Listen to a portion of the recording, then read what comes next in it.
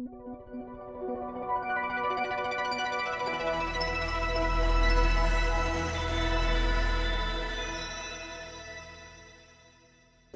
you for that introduction. And yeah, throughout this, I will say that I am presenting this on behalf of the VH-184 clinical team. I will not refer to it by its long number there throughout this presentation. I will refer to it as VH-184, so thank you. These are my disclosures. And let me give you a little bit of background. VH-184 is a third generation INSTI that has a potent antiviral activity, has long-acting potential, and an enhanced in vitro resistance profile compared to second generation INSTIs.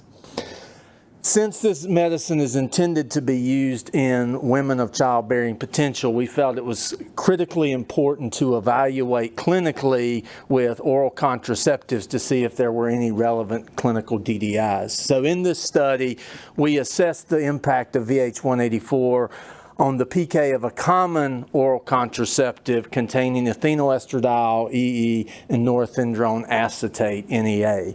Would like to note we had prior conducted a phase 1 study with a midazolam probe that showed that VH-184 had minimal impact on midazolam PK and 1-hydroxymidazolam, the metabolite. So from a technical standpoint, we didn't necessarily need to maybe do this study, but we thought from a clinical standpoint, it's really relevant to get the clinical data out there. So this was our phase 1 study design. It was an open label, single sequence, one-way drug-drug interaction study with the primary endpoints being ethinyl estradiol and norethindrone acetate, PK parameters of Cmax and AUC given alone and in combination with 184. Secondary endpoints were the VH-184 PK parameters after 10 days of dosing, safety, and tolerability.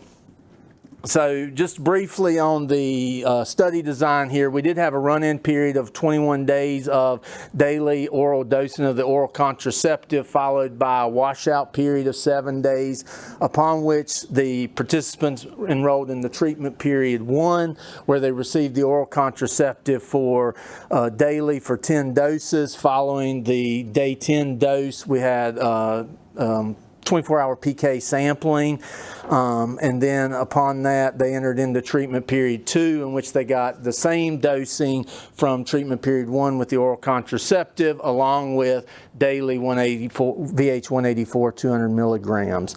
And again, after 10 doses on day 20, we did a 24-hour PK sampling of the oral contraceptives and VH-184. We also measured troughs throughout the treatment period 2 for VH-184 to assess steady state at the end of the 10 days for VH-184.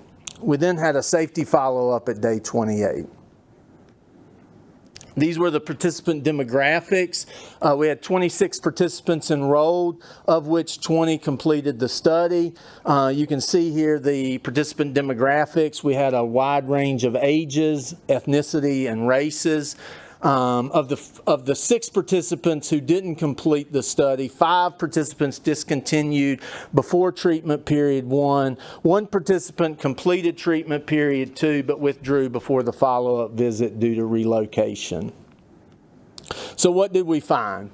So we found that VH-184 had no effect on the ethinyl estradiol steady-state plasma exposure. So you can see on the figure on the left here in red is the ethinyl estradiol by itself on day 10, and then you can see in blue is the ethinyl estradiol following 10 doses of VH-184 at 200 milligrams, and the curves are virtually identical. This is also seen from the geometric least square mean ratios, well within the no effect boundaries. We saw similar results with the NEA. We determined it had no clinically meaningful impact on NEA exposures. We did see a slight increase in NEA exposures by about 21 to 23% for the relative exposure parameters, but those levels remained within the range of the labeled NEA product. And so usually because progesterone, you're worried about lower lower levels of progesterone, we feel that the magnitude of this exposure increase won't affect the contraceptive efficacy nor raise the risk of adverse events. And again, you can see the profiles are very similar. The time to Cmax was the same between both regimens.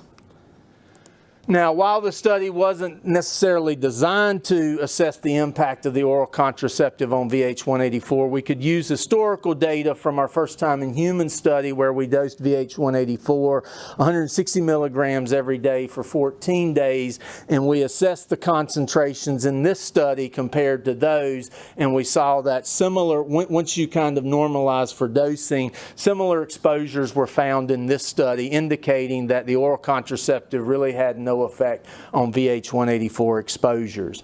We also saw that we achieved steady state roughly in the 10 days, which was similar to what we had seen in the first time in human study. Now, how well was it tolerated? The oral contraceptive was well tolerated with and without VH-184. We had 12 participants that reported 16 treatment emergent adverse events. They were all grade 1. Of the 16 treatment emergent adverse events, 6 were considered drug-related. 4 of those 6 drug-related TEAEs were during treatment period 2, and you can see the AEs there. They're very similar to the most common AEs we saw in the treatment emergent AEs seen in the study that's reported in the table on the right-hand side there. I think it's critically important to report that we had no treatment emergent adverse events that led to deaths. We had no serious treatment emergent adverse events, and we had none that led to discontinuation during the treatment period. We did see some asymptomatic grade 1 or 2 liver transaminase elevations in 5 participants during treatment period 2. But we note here that we have seen this before, these transient asymptomatic elevations with other INSTIs, such as dolutegravir and CAB. And the safety findings with 184, all these safety findings were consistent with our first time in human study. So in summary, what we found was that VH-184 from the study, a 3rd generation INSTI, can be co-administered with oral contraceptives. We didn't see any kind of clinically significant drug-drug interaction between VH-184 and the oral contraceptive used in this study with ethinoestradiol and norethindrone acetate.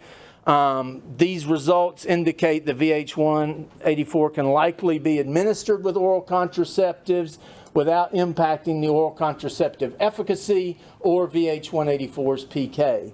The combination was well tolerated in these female participants without HIV, and we believe that these study results support the inclusion of women of childbearing potential in future VH-184 studies. And with that, I will thank you.